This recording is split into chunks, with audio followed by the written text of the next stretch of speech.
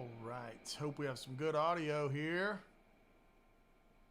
It is Star Wars couple of days, right? It's the May the 4th and the Revenge of the 5th. We'll see if we got good audio. I hope we do.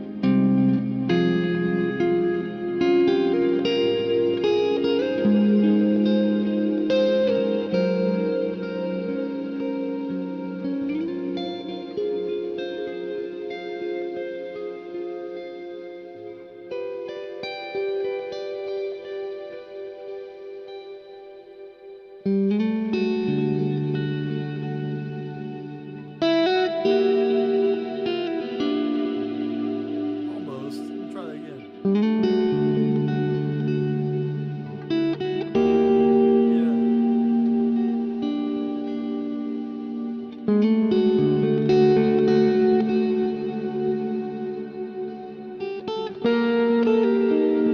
That's it. Had to come back to me.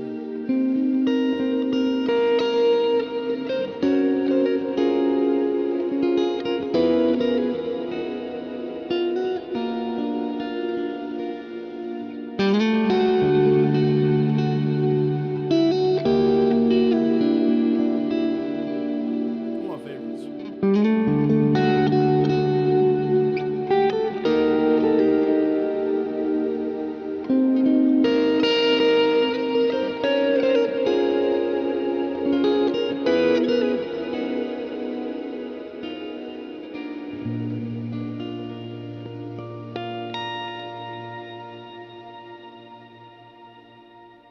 Yeah. Some lovely John Williams Across the Stars.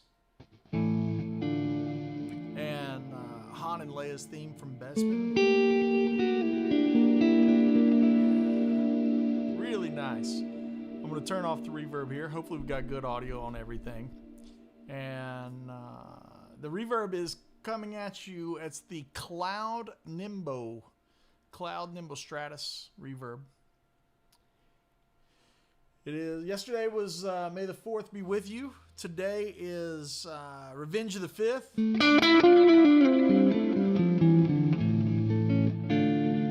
And I'm playing through the Axe 3 right now. So I can have the lovely, huge, crazy reverbs going on. When it comes to that kind of absurd amount of space and artifact character, I think I would word that as artifact character in those reverbs. I just think those the big boy, super huge Axe 3 has all the processing power to make that work and still maintain all these delays that I've got going on too.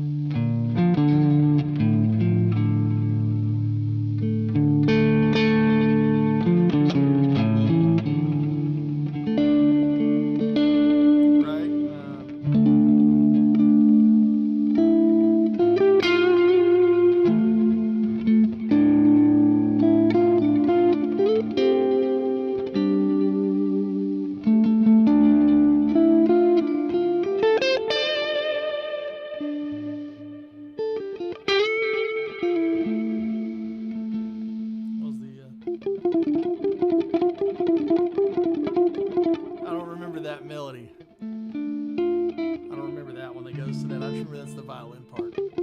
Maybe the woodwinds.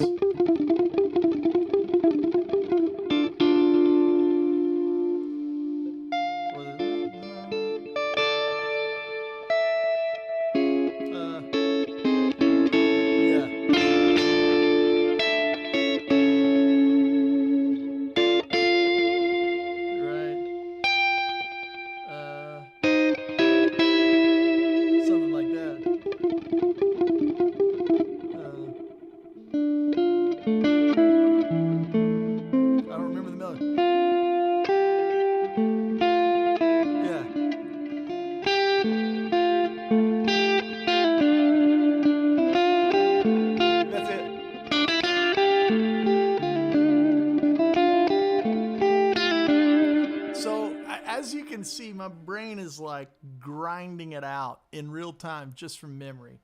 And one of the things that I love to do here, for those who are seeing this and after the fact, these are all live.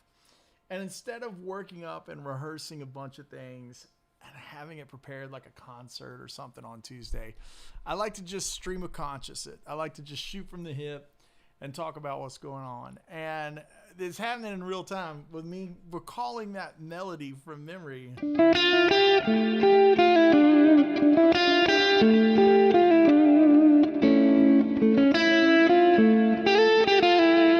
know, it's like you can almost call it back from memory.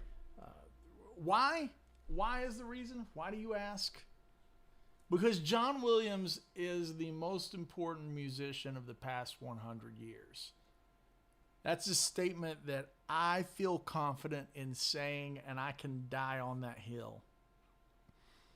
Do I love what Les Paul gave us with multi-track recording?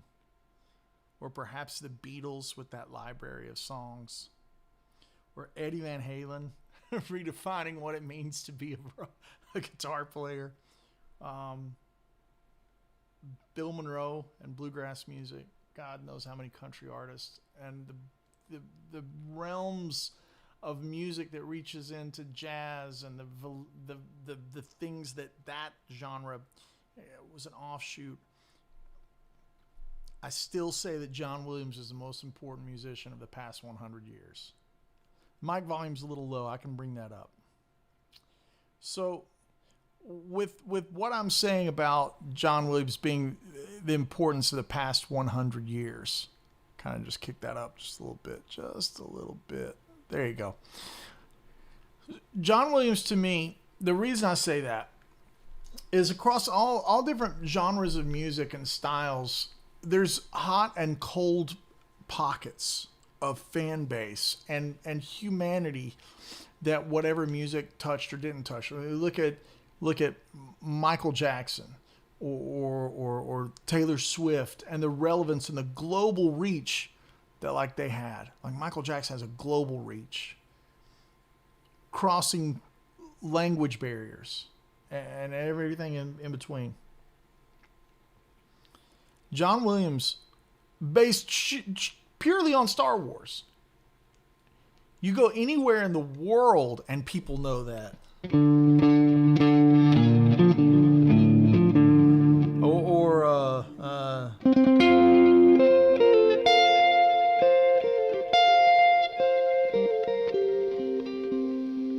Right? It's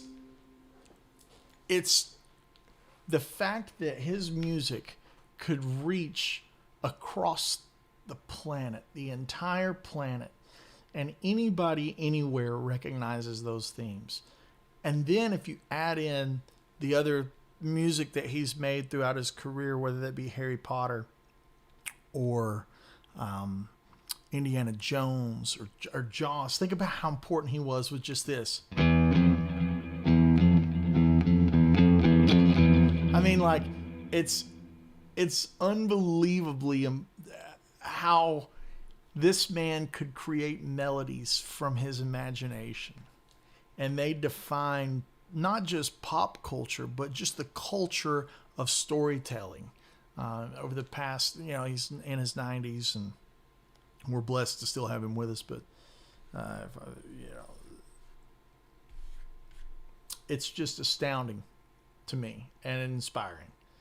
And I'd love to know in the comments and in the live stream, in the live chat right now, what's your favorite John Williams score?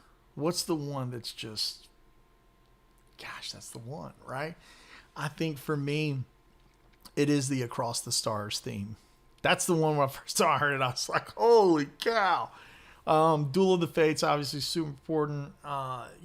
Indiana Jones and all the things he did in between. It blows my mind. I actually watched there's a Disney feature on John Williams and the music of John Williams, and it was so good that when I finished dinner, I was making dinner while I was watching it, and as soon as the movie, it was 2 hours long, as soon as the movie ended, I just started it right back over.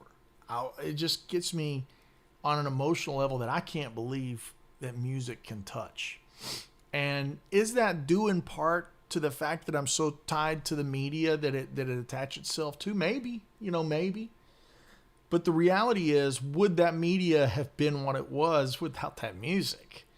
And it's, I think that's evident. I think it's evident in where people have tried to continue his legacy and inserted their narratives and failed. I'm looking at Galaxy's Edge, the Disney World parks. They obviously have one in Anaheim. They've got one in Orlando.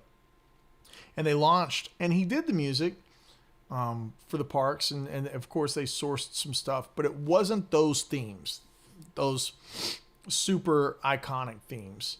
And now we're seeing the retrofit and the course correction. We're seeing that throughout how they're bringing back Darth Vader in Anaheim and all, and the original characters. And sorry, my allergies. If I'm sniffing a lot and if my eyes are watering, it's just the allergies. It's that time of year here in East Tennessee. But we're seeing that course correction. We see how people, it's like they think they can improve it. It can't be improved. I mean, it's as iconic as the ships or the lightsaber itself. Like, you just think of a lightsaber and it's, you can hear the sounds that it makes, and you can hear the themes that go along with the lightsaber and the Vader armor and all that kind of stuff. Here's another huge opinion that nobody asked for. Nobody cares what I think. But it's just me shooting from the hip and hanging and doing what we do on a Tuesday, right? my opinion is he is our century. He is to our century and our generational time on earth what Mozart was or Bach. 1,000%. Nobody that has made any music, nobody that has made music has had the global impact that the music of John Williams has had. And I think that I would welcome any debate from anyone out there who thinks I'm absolutely smoking crack. But I'll stand on my side of the fence as I say it. Now, is there a best? You know, I don't. It's not about best. We're not saying who's the best, because if you like bluegrass guitar, you're not gonna like John Williams music. There's not a lot of G runs in John Williams music. However, what I am saying is most important, biggest global reach, most important to humanity. What music has crossed more boundaries of cultures, creeds, religions, and races, and all the barriers that we as humans build in ourselves. You know, the farthest of the left and the farthest of the right both can recognize the Star Wars theme or the Indiana Jones theme, right? Harry Potter theme. And it's just most recognizable. John Williams is just unbelievably, and I would say without a doubt, I'm confident saying he's the most recognizable musician and the most important musician of the past 100 years, maybe longer, right? He is our Mozart. He is our Bach, Chopin, whatever. The guy could just paint, with the spectrums. Before we get started and going any deeper and talking about the Telly Town thing, I want to show you some of the John Williams movements that I think are so cool. And obviously, this is a very abbreviated version. This is very Andy Wood, shred neckery, distilling it all down. I don't have it brought up with MIDI files and every piece of the orchestra represented. What I just want to do, because it is May 4th, May 5th, I want to talk about some of these movements and how he uses some things that are really beautiful, that are non-diatonic, and kind of fools your ear into thinking that they're diatonic, right? Let's start with maybe the Across the Stars theme. This is all just straight up D minor right here. It kind of starts off of this this A7 kind of sound, kind of a power chord. All of this is very inside. But now listen at that. We were just here. We were just there, and now we're here. Very diatonic to the key of F right there. Now back to this secondary dom. I love this right here. What's about to happen is kind of a flat 7, and then we go to this 5 minor. And now we're hearing things out of kind of G minor. We were in D minor. Now we're hearing it kind of out of G minor.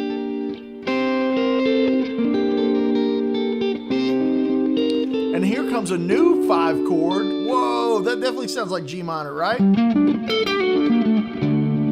Right?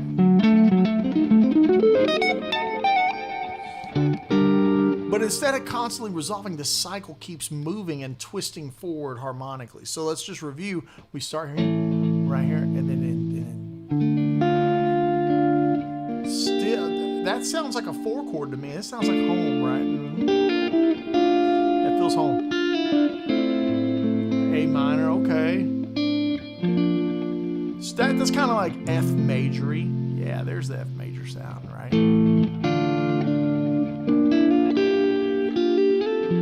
Now we're starting to get a question mark right here with this E flat kind of sound. Whoa. Well, what's going to happen now? Maybe a little relative minor of that?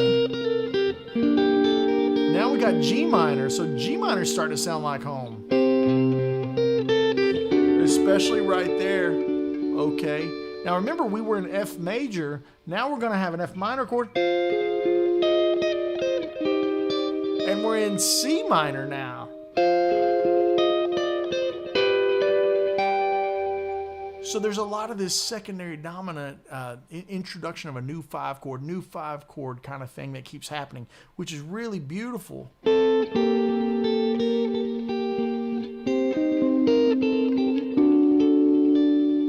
major, we were in D minor when we started this.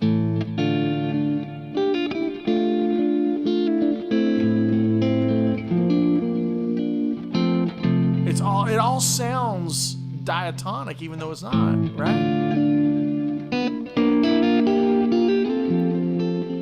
This is where it really takes a left kind of. That's like a flat 7 of F, right? Now let's play the 5 of F.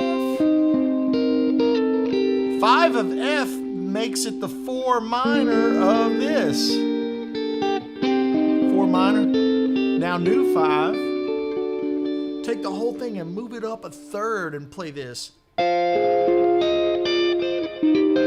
that sounds like we're in C minor. And there's the new 5.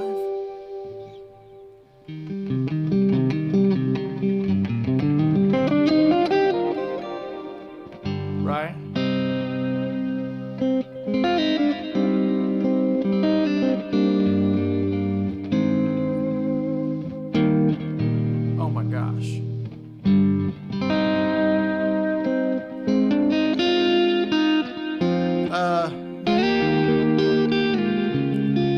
Listen at that. You see how that makes like a D flat kind of triad? Now we're going to make that an F minor because the notes of A flat and the note of F with D flat in the bottom. But that could be F minor. Right? Now it's C minor. So we've shifted back to this one. Right?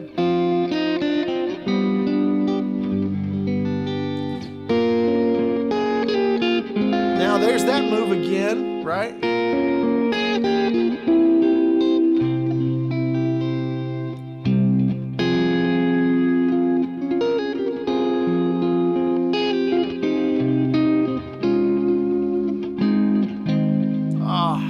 It's magnificent. It's really magnificent. So he's got a way of being clever with his key changes. I see somebody in the comments saying it's the motif development, the variations on a theme. He just pulls you in with this central hypnotic kind of vibe, which is this. Think about that. Think about this for a second, guys. Look at the chords this makes. Oh, that's a B flat sharp 11.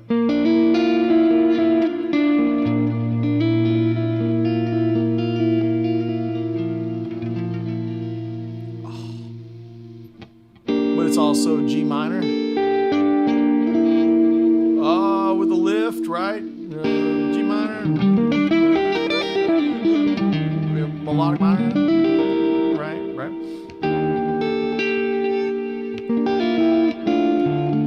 But it's a great way to look at it's all diatonic to D. Or F, sorry.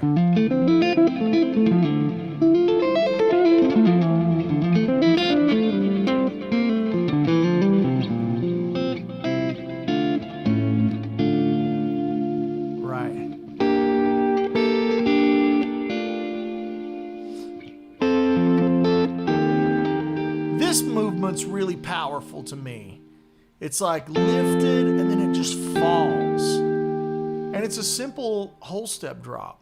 But instead of just treating that as some offshoot and then we come back on the path, that's the offshoot that goes, oh, well, now we're going to go that way. And harmonically, this information here starts to build out that C minor 7, right? 94 years old, yeah, 94 years old.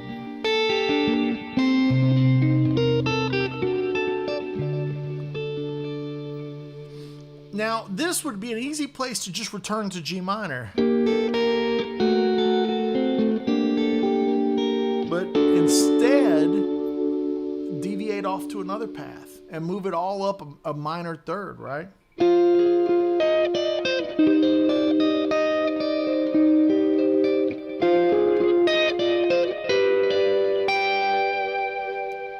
Now we've got G. This is going to move us down here to C minor.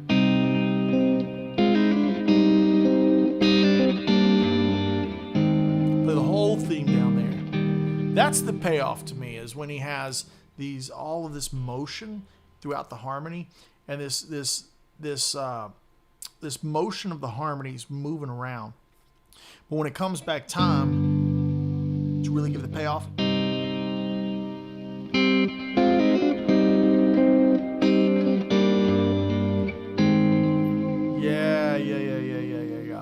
and so I see a comment down here at the bottom. Earl is saying chord vocabulary is amazing. Thanks, man. I'm not really thinking of these things as independent chords, but more just grips within a diatonic place. Diatonic just meaning in scale, in key, right? So like when I see this, I'm seeing everything out of E flat through right here. So now if I play melodies through E flat, it gives me C minor information.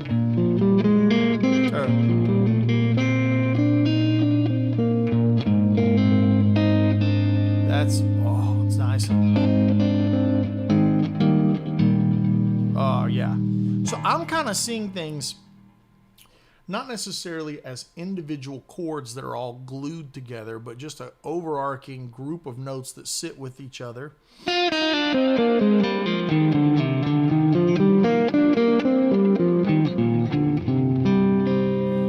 then I can mix and match the melodies to these groups of notes. That's like my woodwind section, or sorry, my cellos would be there. And my violins and violas would be up here.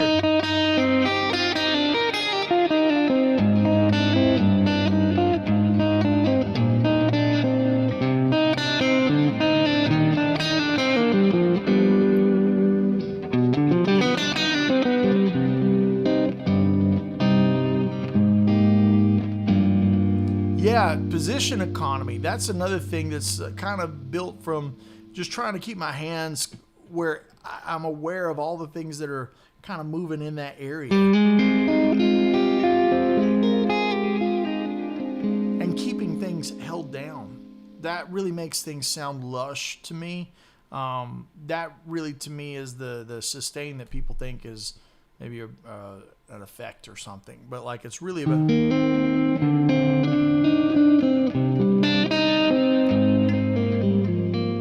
Yeah, it's like that.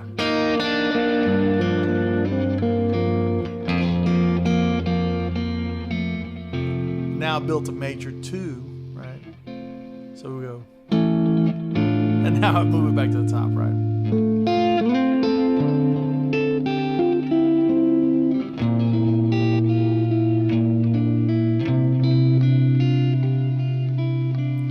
I'm not thinking about whatever chord this would be. Right? I'm thinking in like, guys, this is all D minor notes.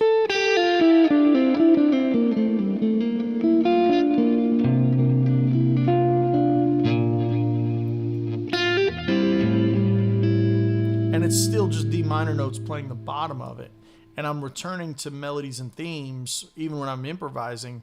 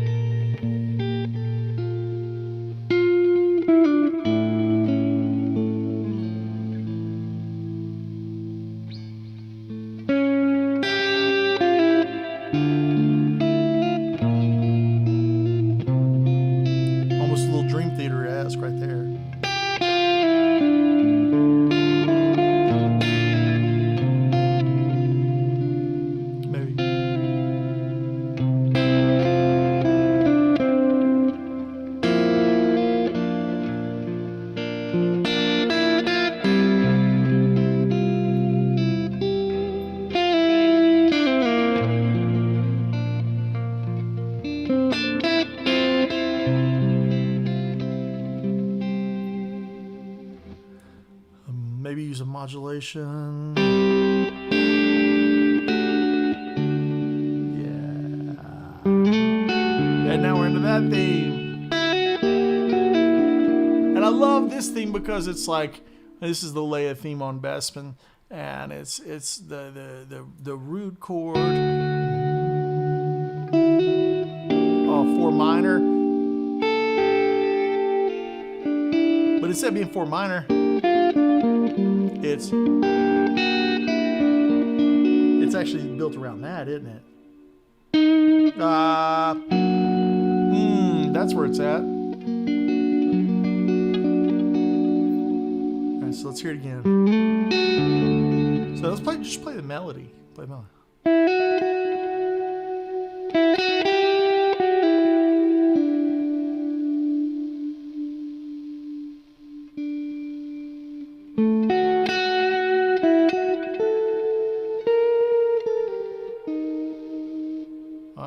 Right?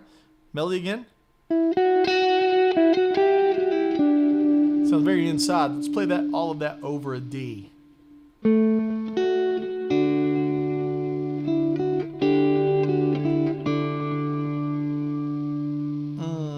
Change what's on the bottom. The brilliance comes in right here. It's just pulled ever so slightly, isn't it? Like just with that 5 being augmented 5th, right? Augment just means move it up.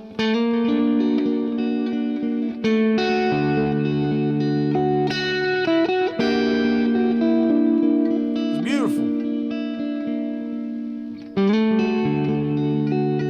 Move that whole thing, kind of that framework up.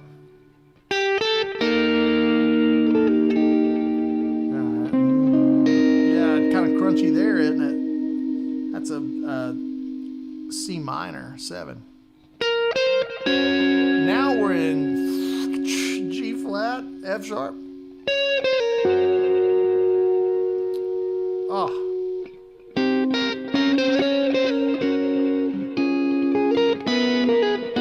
This movement's great. It gives us a C, C sharp. Sharp 11? That's why it makes sense, because it's B, right? It's sharp 11. But that's really a 4 chord, isn't it? Yeah. It's so slick to put it on the B flat. One more time. Let's see how... Yeah, somebody says turn the effects off. Turn the effects off. Sorry, Mom, I'm having too much fun. It's still just as beautiful. The music doesn't require the delay. Probably go a little bit darker.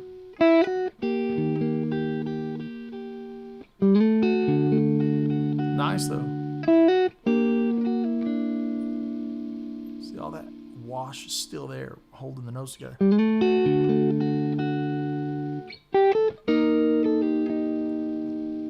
Reverb's there, right? Yeah, totally jazz lounge vibes, right?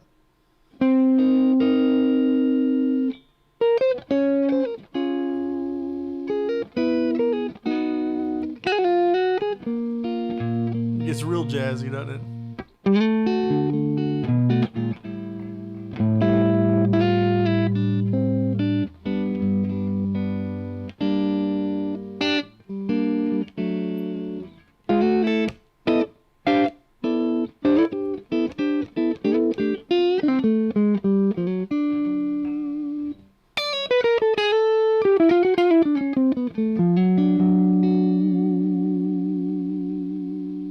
Right? Yeah. Yeah.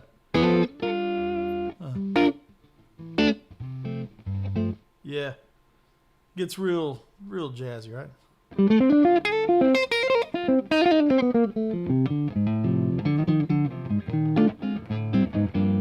Yeah.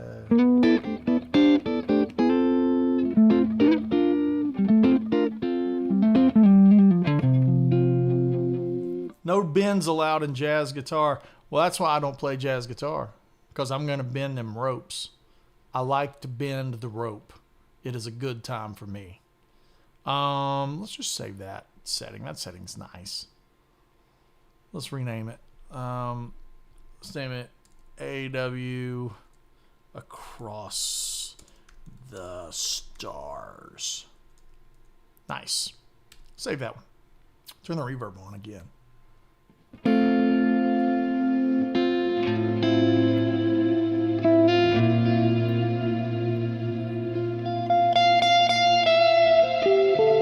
Nice to just have that just lovely thing floating everywhere below. Let's talk about Telly Town, right? Talk about that Telly Town event that Fender did, right?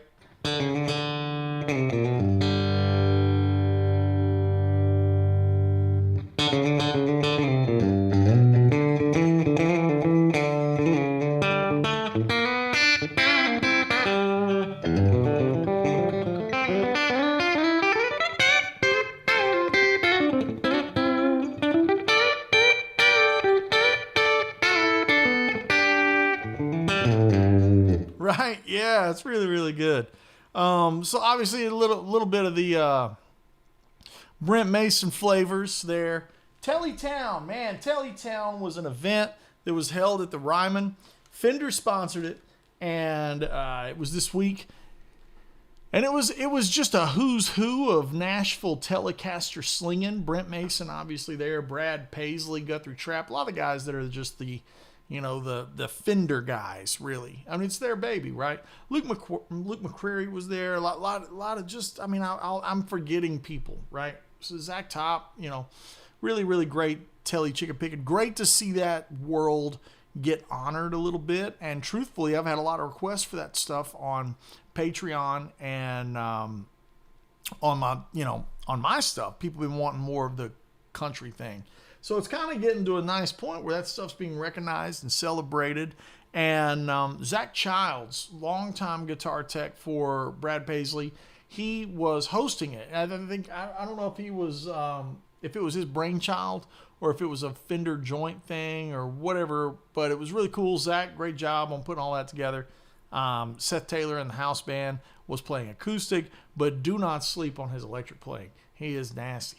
Incredible guitar player. And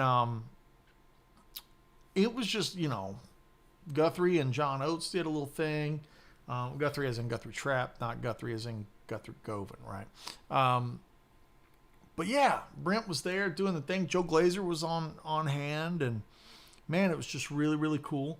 And so I didn't know if anybody had a chance to see any of the footage from that. Really great picking all the way around. And maybe we look at this. We look at some things that will make your Telly playing sound even better. And this solo that I played was it's a really iconic Brooks and Dunn song. And some of Brent's greatest work. Let's just take a second and let me show you a couple of things that happen in this that's really kind of nice. Not that. In this solo, the intro to the song is very similar to the intro to the solo.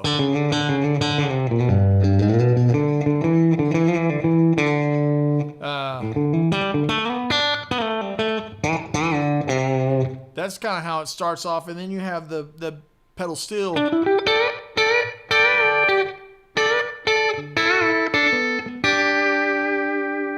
Right? So let's talk about the solo, though, because the solo has some cool stuff in it.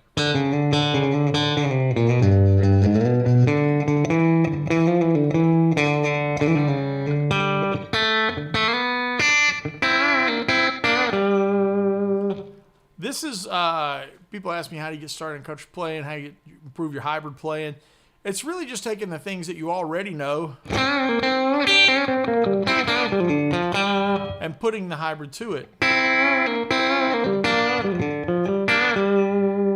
Right? So let's take this intro. I'm kind of popping that D to get that sound.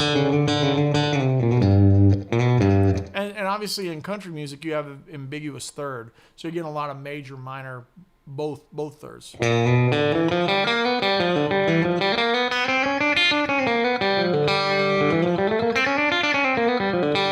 Stuff like that.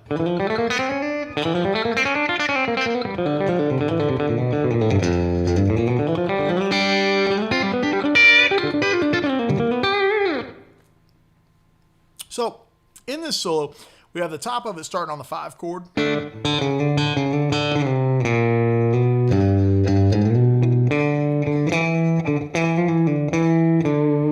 So jokes aside, the hybrid stuff, it kind of uses all the intervals, thirds, fourths. Yeah, I mean, you're using everything.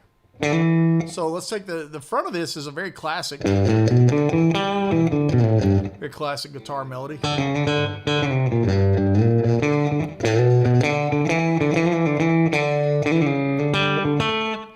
Now, I think Brent plays it like this, because you kind of hear that pop on the top string.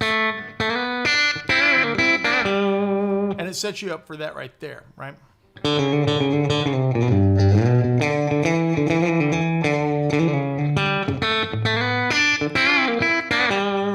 Okay, now we go.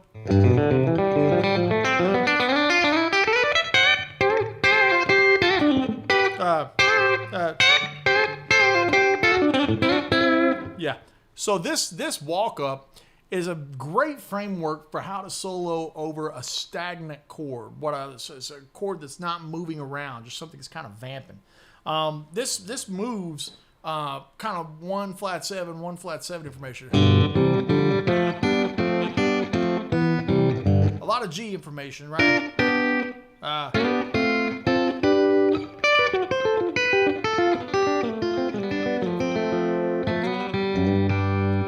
Backwards, going forwards.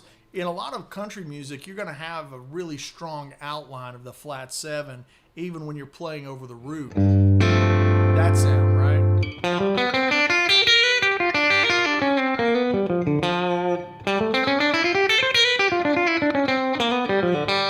That kind of sound, right? Look. That's like a flat 7, sharp 11. But I don't really think of it that way because it's kind of what's happening, right? But I'm looking at it just as information from G. I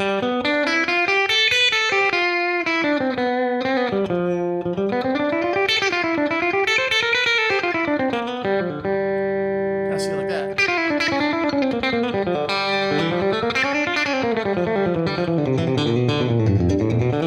It is Mixolydian, hang on, but look. You got to remember the third is still both. That's the thing, is it's not just straight mixo.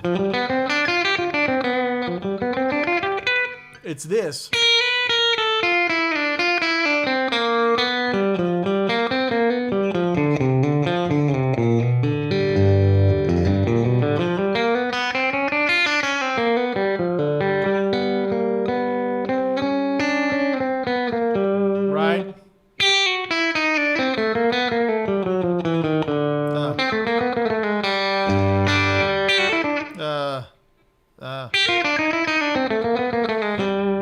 It's basically like every note. It's all of them, right? Minor second, crunchy, right?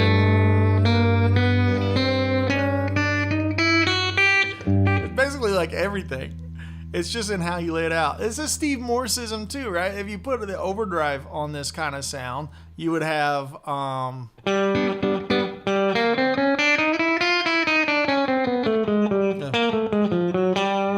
very Morse-esque.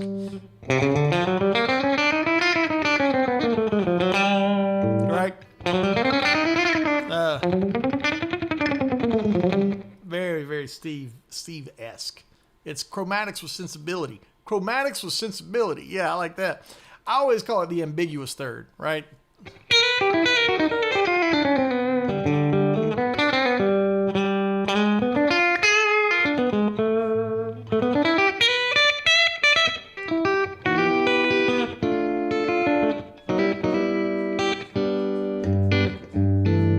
Yeah, there it is. Okay.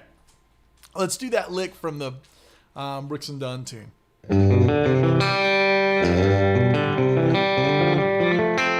So you're getting a lot of these open strings ringing out, which is very quintessential Brent, and I'll show you how Brad uses some of it too. So this is like classic triad stacking.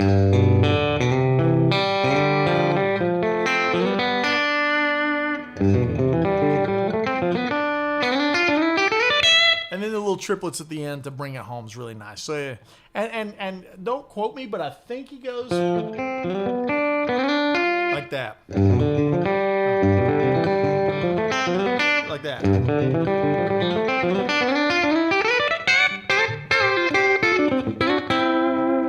And then at the very end, over the 5 chord, you get the classic, like, sassy Roy Nichols, maybe not Roy Nichols, maybe Ray Flack thing. Those open strings definitely give the twang. Let me give you an example of how Brad uses open strings. Like a Brad Paisley vibe, like maybe the Mr. Policeman song.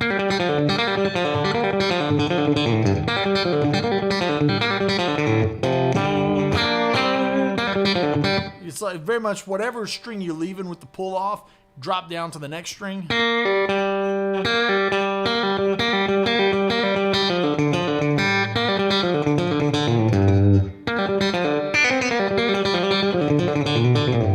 It's got that really chaotic thing that Brad has in his playing. Really reckless kind of sound. Like the head of Nervous Breakdown. I think he played this one at Telly Town. Yeah. Yeah, that thing.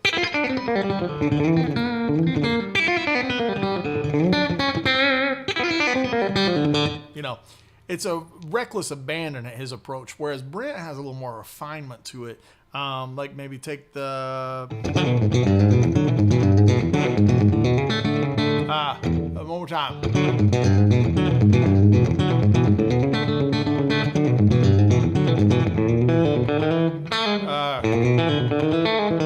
I don't remember the lick. I don't remember how he tags it, but it's that kind of thing where it's the open strings have a more refined, calculated approach, like the head of Hot Wired.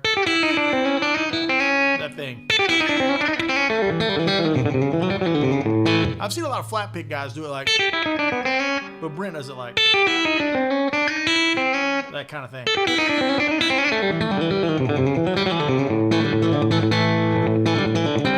Yeah, Brent doing the bebop stuff, like maybe the line that's I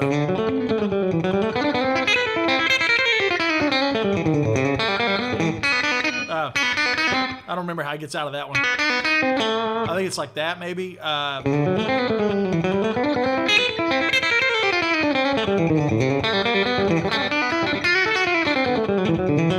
don't remember how he gets out the rest of the solo, though.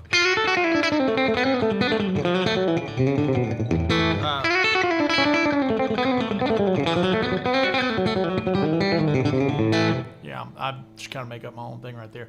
But yeah, Brad was the reason I listened to modern pop country. Got the Hot Wired album transcription book a few months ago. Think it's time to start working on it. Yeah, get it out, man. It's really great stuff in that, in all of the Hot Wired songs. Really, really great. But yeah, the Telly Town thing that Fender put on was really great. Bravo, Fender. If you see this, I love it. I think you guys did a great job and bringing a lot of love to the Telecaster and birthday, all kind of stuff. You know, really, really good. Love of the Telecaster. What is it, 70 something years, 75 years? Is it 70 or 75? 75, right? Of the Telly. Really amazing stuff. I am a disciple of the Telecaster, even though I'm playing a Sir, and it's Telly-esque, and I still kind of get there. Can you talk about Pick It Apart a little bit? Yeah, sure. That was very much a Mount Rushmore for me. Mount Everest. Yeah, not Mount Rushmore. What? It's Mount Rushmore as well, right? It's one of the solos on Mount Rushmore.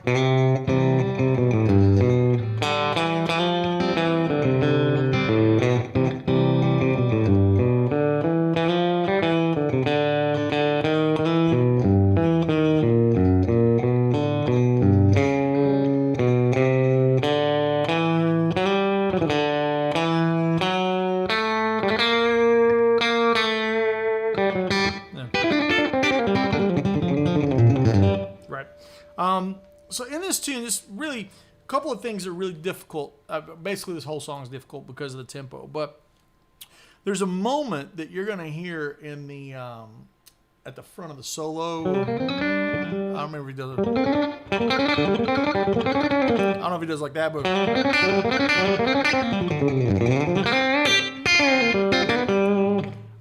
then this section. I don't remember if that's the exact lick on the bottom. But this next thing is really complicated. This way he travels from B flat to C, outlining those two triads.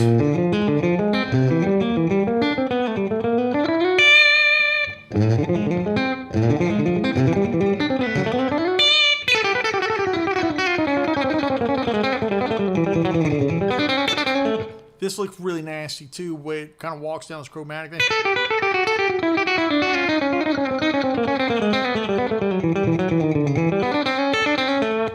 Definitely you hear him kind of like move around a B minor.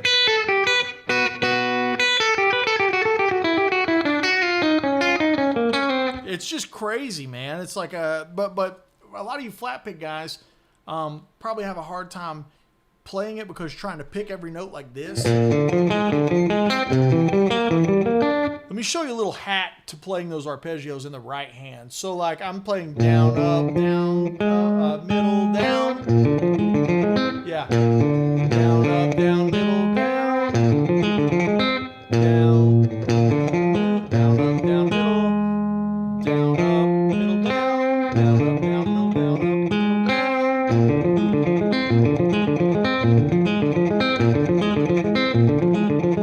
That helped me play it at speed.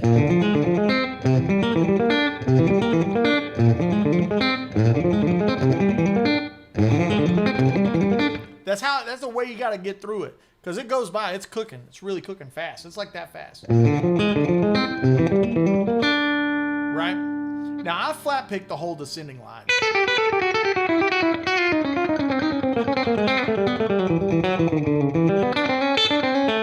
And there's another great line at the end of it that's around the B minor chord.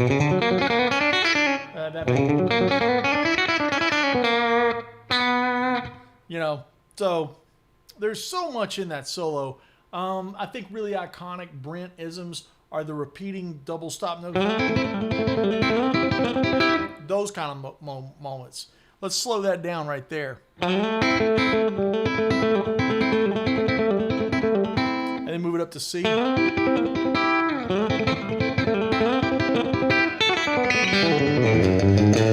You know, it's like really open stringy on the way down, and he uses that same thing again. I can't remember how the whole thing goes just from memory. I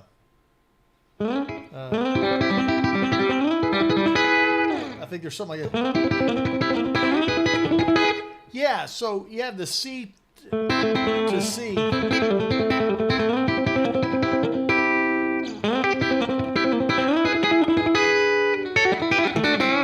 That looks really awesome too. So you have some double stops that once you make it to the key of A,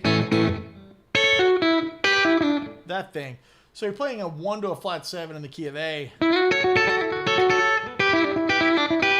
And then phrase, blues. This is a really classic Brent-ism, is you get that blues phrase.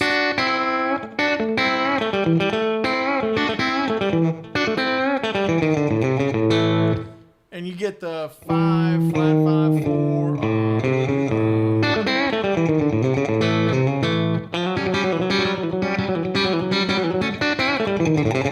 You know, really great lines to be had.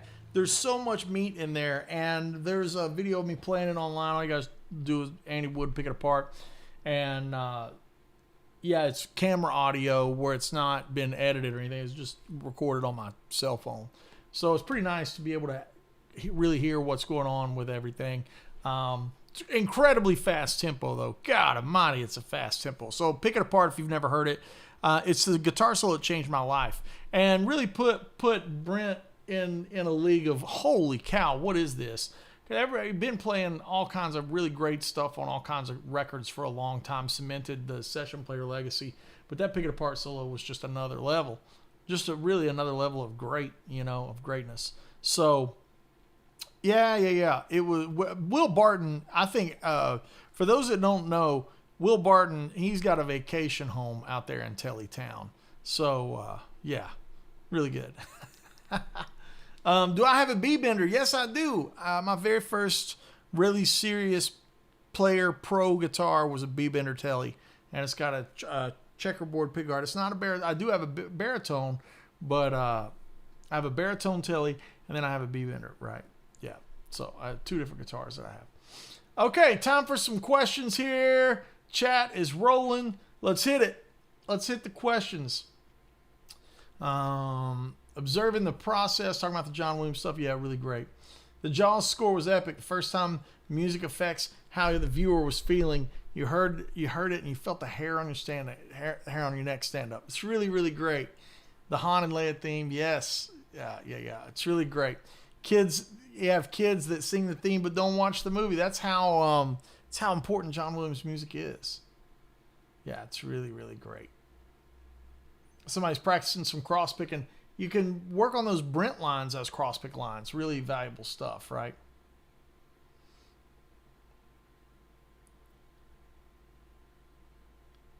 Are we talking about Knopfler?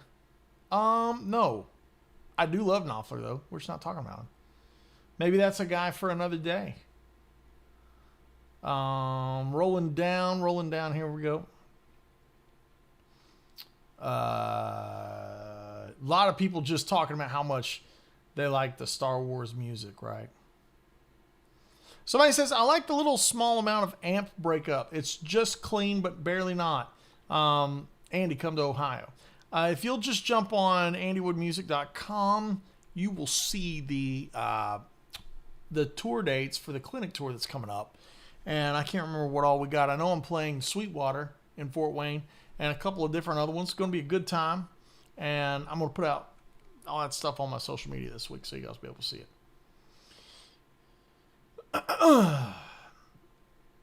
Yeah, here we go. Talking about the country stuff. Double stops are mandatory in the country stuff. And if you don't know how to get your double stops, you just kind of find your root. Say you're playing a G. Here's a root. You could have the third on the bottom.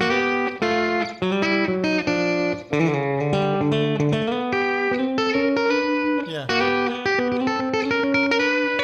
You know, very pedal steel kind of line.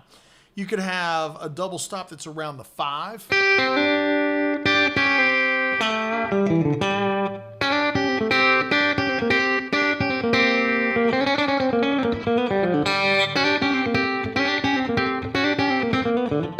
That kind of thing. One more time, let me get that clean. That's not bad.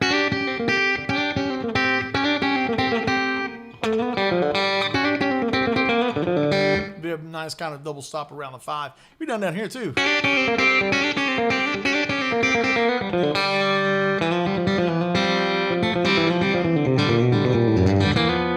Double stops there.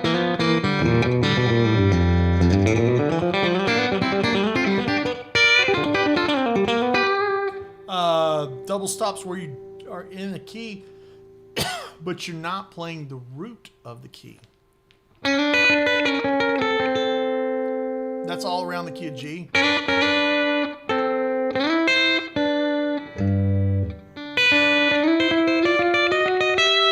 You know, walking up to the 4 chord kind of thing.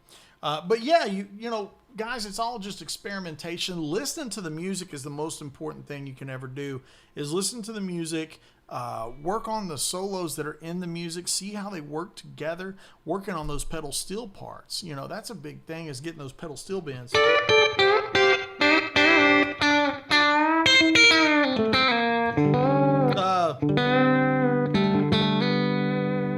Overshot that bend. Yeah, so let's roll down, get some questions. Brent is S tier, absolutely. Yeah, he for sure is. What do you think the biggest part, this is a question coming from Casey. What do you think the biggest part of getting quote unquote that country tone is on a Telly? The pickups? Some swear it's those old brass bar bridges. I don't think so. I mean, Brent uses a 6 saddle. So it's like he sounds the most Telly out of anybody I've ever heard in my life. So it's a combination of a blackface style amp, just a small amount of compression and some slapback, and it's really in how you play and how you phrase That means more than anything. Now, there's some small tidbits. If you want that 90s Brent kind of sound, you're going to scoop a little bit out around, let's say, 4K. You know, scoop a little bit of that 4K out. Oh, sorry. Scoop a little bit of 1K out and add some 4K, chopping it off around 7. That's a nice, you know, post EQ trick that makes it sound like those 90s records. That's kind of like what I'm using right now.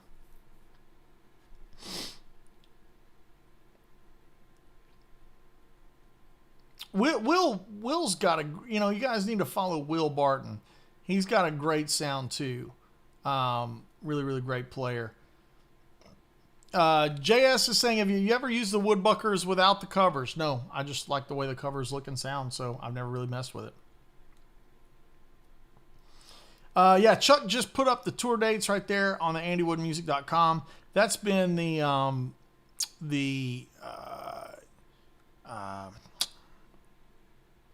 what am I trying to say? Headquarters, main hub, andywoodmusic.com. That'll get you the tour dates and all the merch, the tones that we're going to be uploading, which I'm really excited about. I got so many for all kinds of different stuff. Once the fractal packs are all uploaded and out the door, I'll move on to the Quad Cortex, do it next. Chuck Keller says, full Andy Woods event schedule, right there it is. Scruffy City Hall is where Skankbanger plays. Yeah, play there a lot. Buy Chuck a Lambo. Listen, the goal is to buy Chuck a Lambo. Now, he's not as big a car guy as I am, and there's some hot stuff in the car world right now. But in Knoxville, we had the Porsche Platica event. I'm not a Porsche owner, but I do think they make a fantastic car. And that Platica event that Shannon Harper and the Harper team put on is really spectacular. If you're a fan of Porsche, look it up online, Porsche Platica. People saying, is there a car reveal yet? I've revealed that it is an Italian. I have lost the domestic Z06 Corvette, and I've gone Italian. So, very big milestone for myself. But yeah, excited about that. And, you know, the Skankbanger money goes to funding, you know, my sports car habit. I'd keep them all if I could, but man, you can't afford to do that. One car payment at a time, guys. That's the thing. Kenny Vaughn and Marty Stewart's old school approach of guitar direct into a Fender amp, no pedals, will keep you honest. Love those guys. Yeah.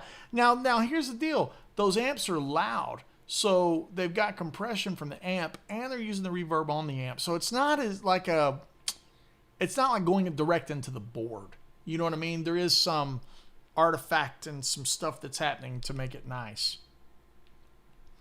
Your friend bought Steve Jobs' first Porsche. Wow, that's cool.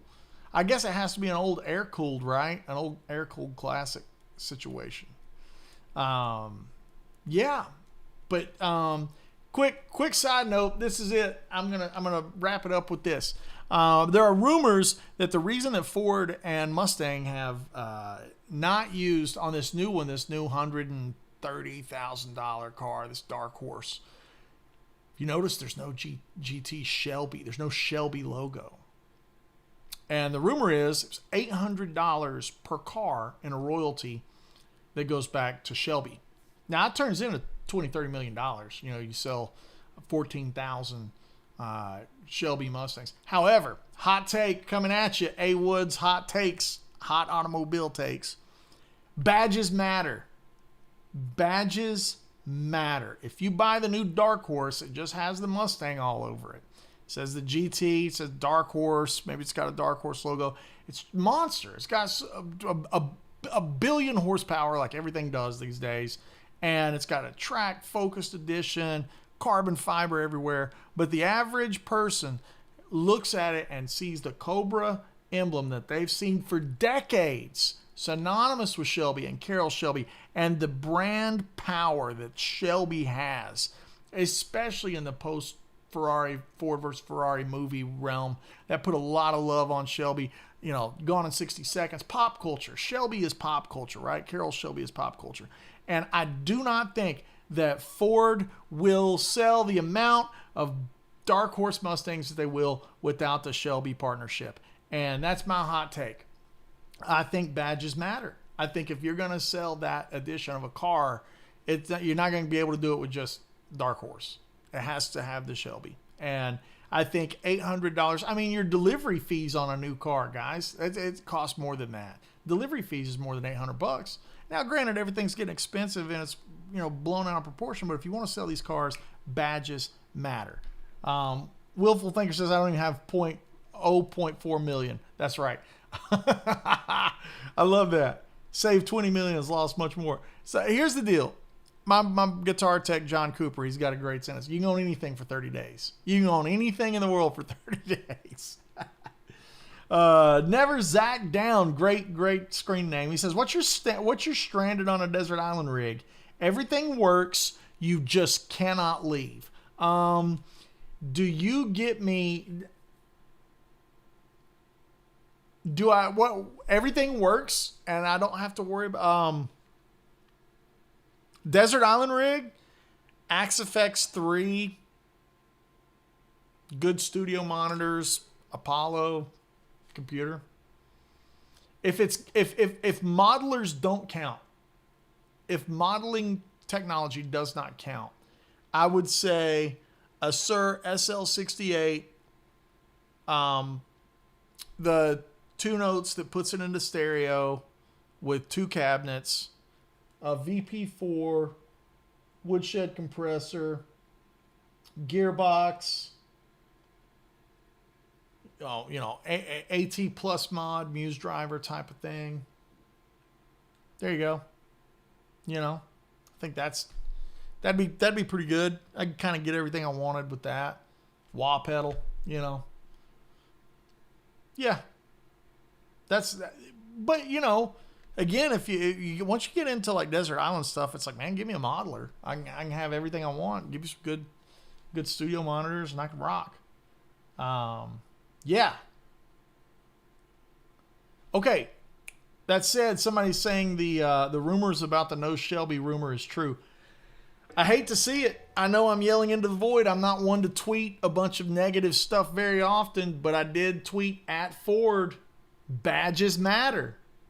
They matter. You can charge $100,000 for a Mustang, $130,000. You got to put the Shelby badge on it. It has to have the Shelby badge. It matters. Like, it freaking matters.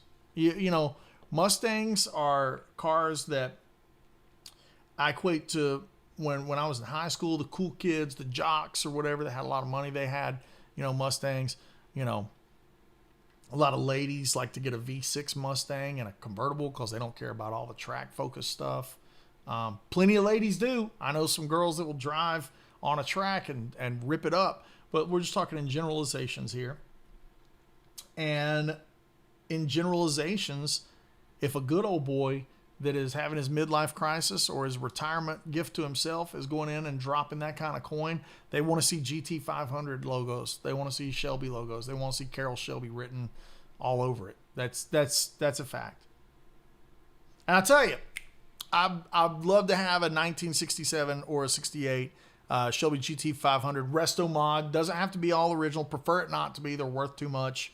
But something that looks like Eleanor, I'd love to have that. That'd be definitely one on the bucket list that I got to get one of these days. Save up my mailbox money and try to save some pennies, do my paper routes, and get one of those one day. I'd love to. Yep. Braxel says I was born in '67. Great year for the automobile. I'll tell you that much. Fantastic year for the automobile. That said, kids, thanks for hanging out. Happy Star Wars Day. I'm so excited about the rumors and the things I'm seeing out of the Disney camp.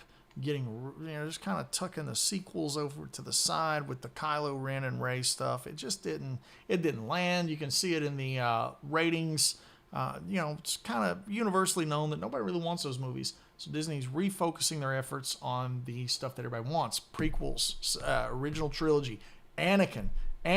Like it's about Darth Vader and Anakin's journey. So excited. Hey, I'm going to go see the Mandalorian movie. Might as well. But none of it would have the impact if it wasn't for John Williams. That's just my opinion. Nobody has to agree with me.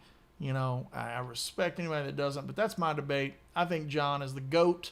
By the way, one of the really coolest things that came out last year was my buddy Jason Richardson doing the Hedwig's theme on guitar. He was wearing the robes from Harry Potter, filmed it in a castle. It's killer. You got to check it out. You got to check out all that stuff. But yeah, happy Star Wars Day, Revenge of the 5th. It's also Cinco de Mayo. So let's all go get some tacos and margaritas tonight and have ourselves a big time. If you're wanting lessons, I have them by the hundreds. We might be into the 1,000 at this point. That's at patreon.com/AndyWoodMusic. Even if you just enjoy the live streams and the Instagram clips and all the stuff that I put out for free that cost you $0 paper, if you feel like it and you want to buy me a margarita tonight, go to Patreon and throw $5 in the old beer bucket, and I'll have a margarita in your honor. That's patreon.com/AndyWoodMusic. Taco Tuesday. I'm going to celebrate it. So that's what's happening. And if you want to come to the Sir Clinics and any shows that we're going to do all year long, those are going to be listed at andywoodmusic.com, as well as the store where you can get the hoodies and the hats and the tone packs and the backing tracks to the songs and all that good stuff. That's over at andywoodmusic.com. There it is. We will see you Patreon members tomorrow for the live masterclass. I hope everyone has a wonderful holiday today, and happy Cinco de Mayo, happy Revenge of the 5th. Catch you next time.